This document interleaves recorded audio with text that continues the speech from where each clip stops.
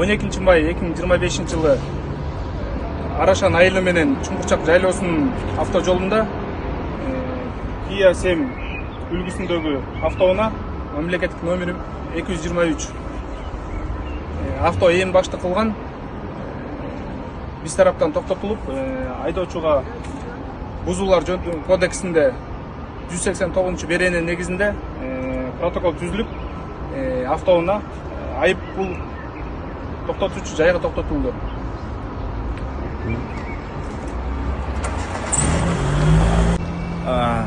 Өз күнөөмдү мойнума алдым. Экинчи кайталанбайт деп ойлойм. Ошого кечирим сурайбыз.